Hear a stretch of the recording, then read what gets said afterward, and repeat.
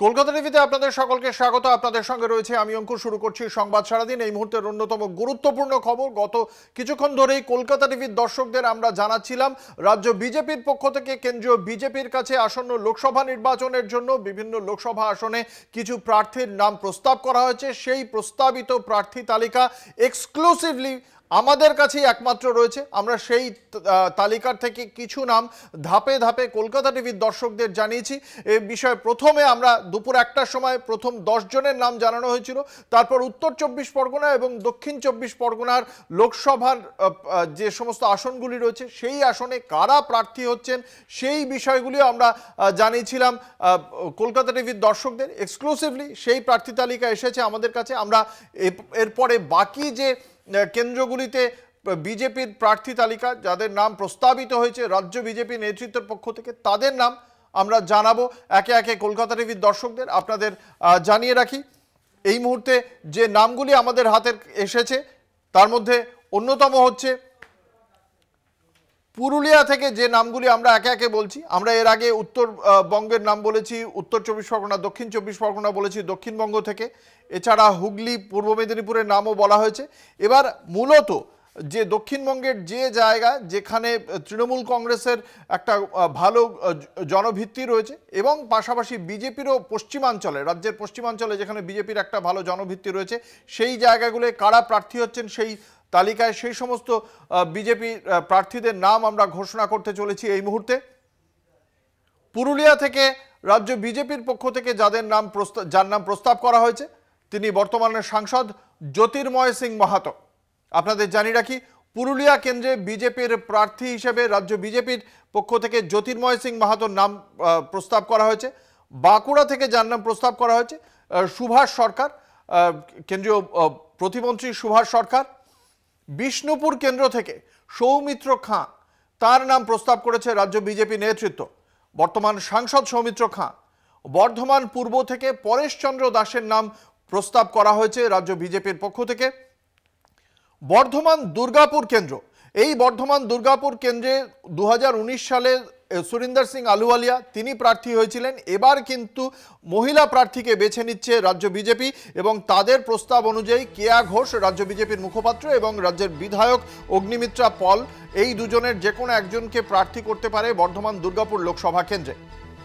বোলপুর কেন্দ্র, অনুপম হাজরাকে প্রার্থী হিসেবে দেখতে পাওয়া যাচ্ছে রাজ্য বিজেপির প্রস্তাবিত তালিকায়। কেন অনুপম হাজরা তা নিয়ে আমরা অবশ্যই আলোচনা করব। এবং বীরভূম কেন্দ্র, সেই বীরভূম কেন্দ্রে দুধকুমার মণ্ডল যিনি একসময় জেলার বিজেপির সভাপতিও ছিলেন, সেই দুধকুমার মণ্ডলকে প্রার্থী করা হয়েছে বীরভূম কেন্দ্র থেকে। জঙ্গিপুর লোকসভা আসন, এই লোকসভা আসনে এর আগে 2019-এ মাহফুজা খাতুন প্রার্থী হয়েছিলেন। এবার অবশ্য শ্রীরূপা মিত্র চৌধুরী, তার ওপরেই আস্থা রেখেছে রাজ্য বিজেপি নেতৃত্ব, তার নামই প্রস্তাব করা হয়েছে কেন্দ্রীয় বিজেপি নেতৃত্বের কাছে। বহরমপুর কেন্দ্র, বহরমপুর কেন্দ্র সুব্রত মৈত্র অথবা মাহফুজা খাতুন, এই দুজনের যে কোনো একজনকে প্রার্থী করা হতে পারে। অর্থাৎ অধীর রঞ্জন চৌধুরীর বিরুদ্ধে এই কেন্দ্রে বিজেপির প্রার্থী সুব্রত মৈত্র বা মাহফুজা খাতুন। এর আগে এখানে কৃষ্ণ জোয়ারদার আর্য হয়েছিলেন প্রার্থী। মুর্শিদাবাদ কেন্দ্র, মোহন হালদার হতে চলেছেন রাজ্য বিজেপির প্রস্তাবিত প্রার্থী। কৃষ্ণনগর কেন্দ্র, কৃষ্ণনগর কেন্দ্রে চলে যাব, সেখানে সৌমেন্দ্রনাথ মুখোপাধ্যায় হতে চলেছেন বা কল্যাণ চৌবে বা রূপা গঙ্গোপাধ্যায়, তিনজনের নাম রয়েছে। এদের মধ্যে কল্যাণ চৌবে 2019 সালে এই কৃষ্ণনগর কেন্দ্রে প্রার্থী হয়েছিলেন। রূপা গাঙ্গুলি বর্তমানে রাজ্যসভার সাংসদ। রূপা গাঙ্গুলির নাম অন্য কেন্দ্রেও রাখা হয়েছে, তার বারাসত কেন্দ্রেও তার নাম বিবেচনার মধ্যে রয়েছে রাজ্য বিজেপির নেতৃত্ব। রানাঘাট কেন্দ্র, নদিয়া জেলার অপর লোকসভা কেন্দ্র রানাঘাট কেন্দ্র, এবং সেই কেন্দ্রে ডক্টর অর্চনা মজুমদার রাজ্য বিজেপির চিকিৎসক সেলেও রয়েছেন, মুখপাত্রও বটে। জগন্নাথ সরকার রয়েছেন, মুকুটমণি অধিকারী, অশোক বিশ্বাস এবং রঞ্জিত বিশ্বাস, এই এতজনের নাম রয়েছে রানাঘাট কেন্দ্রে চর্চার মধ্যে। এবং বনগাঁ কেন্দ্র, যে বনগাঁ কেন্দ্রে রয়েছেন কেন্দ্রীয় প্রতিমন্ত্রী শান্তনু ঠাকুর, মতুয়া পরিবারের ঠাকুর পরিবারের অন্যতম সদস্য, শান্তনু ঠাকুর, যার সঙ্গে সাম্প্রতিক অতীতে আমরা বিজেপি নেতৃত্বের বেশ কয়েকবার আমরা অশান্তিও দেখেছি। তিনি সিএএ-কে কেন্দ্র করে এই শান্তনু ঠাকুর যে সমস্ত বক্তব্য রেখেছিলেন তার সাময়িকভাবে বিজেপি নেতৃত্বকে অস্বস্তিতে ফেলেছিল। এই নামগুলো কিন্তু উঠে আসছে বঙ্গ বিজেপির প্রস্তাবিত প্রার্থী তালিকায়, ফলে অত্যন্ত গুরুত্বপূর্ণ এই নামগুলি। এই নামগুলির বিষয়ে আমরা আলোচনা করব।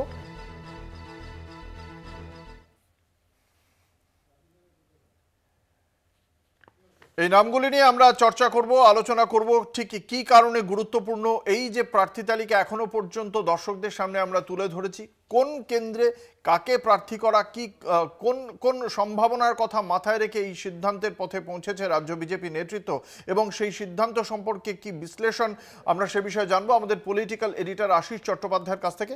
আমাদের সঙ্গে রয়েছেন আশিসদা। যেটা একদম প্রথমেই জানতে চাইবো যে এই যে প্রার্থী তালিকা এক্সক্লুসিভলি কলকাতা টিভির হাতে এসেছে, সেই প্রার্থী তালিকায় অন্যতম গুরুত্বপূর্ণ অবশ্যই দিলীপ ঘোষ, কারণ মেদিনীপুর কেন্দ্রের বিজয়ী সাংসদ তিনি, একসময় রাজ্য বিজেপির প্রাক্তন সভাপতি, তার হাত ধরে আজকে এই জায়গায় পৌঁছেছে বিজেপি। সেক্ষেত্রে তাকে কিন্তু মেদিনীপুরের মতো আসন থেকে পাঠিয়ে দেওয়া হলো ডায়মন্ড হারবার কেন্দ্রে। এই কঠিন লড়াইয়ে ফেলার পেছনে আপনি কিভাবে দেখছেন এই সিদ্ধান্তকে?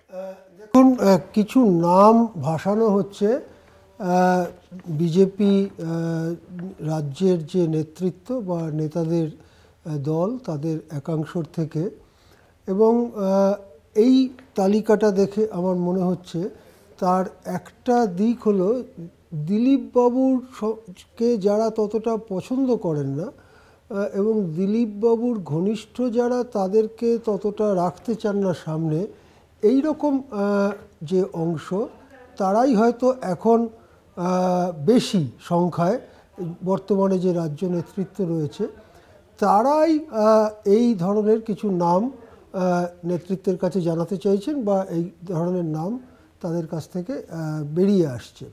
সুতরাং এইটা নিয়ে কেন্দ্রীয় নেতৃত্ব কি করবেন, বিজেপির অবশ্য যে সাংগঠনিক ধাঁচা সেখানে শেষ পর্যন্ত এমপিদের ব্যাপারে প্রার্থী তালিকা কেন্দ্রীয় নেতৃত্বই ঠিক করবেন, সেখানে রাজ্য স্তরের নেতাদের ভূমিকা খুব বেশি নয়, তবে প্রস্তাব যেতে পারে, সে অবশ্যই যেতে পারে। কিন্তু দিলীপবাবুকে যে কেন্দ্রটার সঙ্গে জড়িয়ে নামটা দেওয়া হয়েছে সেটা বেশ আশ্চর্যজনক।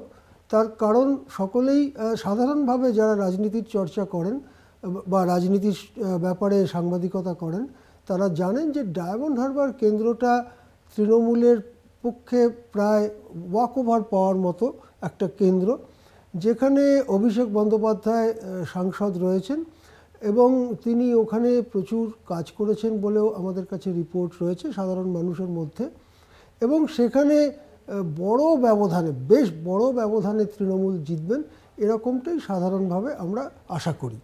এই রকম একটা কেন্দ্রে দিলীপবাবুকে পাঠিয়ে দেওয়ার অর্থ এটাই হতে পারে যে আসলে দিলীপবাবুকে রাজনৈতিক সন্ন্যাসের রাস্তা দেখিয়ে দেওয়া। যদি দিলীপবাবু মনে করতেন বা তার দলের এই অংশ যারাই তালিকা ইত্যাদি বার করছেন তারা যদি মনে করতেন যে মেদিনীপুর কেন্দ্রটা দিলীপবাবুর পক্ষে একটু খারাপ হয়ে গিয়েছে, বিধানসভা নির্বাচন ইত্যাদি সব মিলিয়ে 2019-এর পরে তো অনেক জল গড়িয়েছে গঙ্গা দিয়ে, তারা মেদিনীপুর কেন্দ্র থেকে সরিয়ে এমন কোনো কেন্দ্রে দিতে পারতেন। এক্ষুনি কয়েকটা নাম বলা যায় যে কেন্দ্রগুলোতে দিলীপবাবুর জোর লড়াই দেওয়ার সম্ভাবনা বা বিজেপির জোর লড়াই দেওয়ার সম্ভাবনা ছিল বা আছে, এবং সেখান থেকে তেমন হলে জিতেও আসতে পারতেন দিলীপ ঘোষ, অন্তত সেরকম আশা তারা করতে পারত। কিন্তু দিলীপবাবুকে ডায়মন্ড হারবারে পাঠিয়ে দিয়ে মোটামুটি অপ্রাসঙ্গিক করে দেওয়ার একটা লক্ষ্য যে এই অংশের বিজেপির এই অংশের যারা এই তালিকা প্রকাশ করছেন বা তালিকা আমাদের হাতে আসছে তাদের একটা অন্যতম লক্ষ্য বলে কিন্তু আমার মনে হচ্ছে। অর্থাৎ দিলীপ হাটাও ধরনের একটা ব্যাপার কিন্তু চলছে। একই সঙ্গে যেটা জানতে চাইবো যে এই যে আমরা এই যে ধরুন অধিকারী পরিবার, যে পরিবারতন্ত্রের কথা বারংবার রাজ্য বিজেপি হোক বা কেন্দ্রীয় বিজেপি বারংবার কংগ্রেসের দিকে হোক তৃণমূল কংগ্রেসের দিকে হোক আঙুল তোলে, বা রাজ্যের বিরোধী দলনেতা সবসময় তিনি বলেন যে অভিষেক বন্দ্যোপাধ্যায়ের এই সর্বভারতীয় সাধারণ সম্পাদক হওয়ার পেছনে তিনি পরিবারের একটা বিষয় দেখতে পান। সেক্ষেত্রে তার পরিবারের ৩ জন কিন্তু জনপ্রতিনিধি হওয়ার বিষয়টি সুনিশ্চিত করে ফেলছেন, পাকা করে ফেলছেন, এই অন্তত এই প্রস্তাবিত প্রার্থী তালিকা যদি সত্যি হয় বা এটা যদি শেষ পর্যন্ত মান্যতা পায়। এটাকে কিভাবে দেখছেন? দেখুন, এটা বেশ আমার কাছে অদ্ভুত লাগছে বা বেশ আকর্ষণীয় লাগছে বলা যেতে পারে। দিব্যেন্দু অধিকারী তৃণমূলের সাংসদ, তিনি এখনও আনুষ্ঠানিকভাবে তাই আছেন, এবং শিশিরবাবু যতটা প্রকাশ্যে বিজেপির সঙ্গে গা ঘষাঘষি গা মাখামাখি করেছেন, দিব্যেন্দু অতটা করেননি। অনেক সময় তিনি বেসুরো গেয়েছেন, অনেক সময় দেখা গেছে তার সঙ্গে তৃণমূলের দূরত্ব এখন যোজন সমান। সুতরাং দিব্যেন্দু অধিকারী যে তার অন্যতম ভাই শুভেন্দু অধিকারীর রাস্তাতেই পা বাড়িয়ে রয়েছেন, এটা বোঝাই যাচ্ছিল। কিন্তু তিনি সিটিং এমপি ওই জায়গার। এবারে এই তালিকা যদি সত্যি হয় তাহলে ধরে নিতে হবে যে দিব্যেন্দু অধিকারী বিজেপির হয়ে প্রার্থী হচ্ছেন।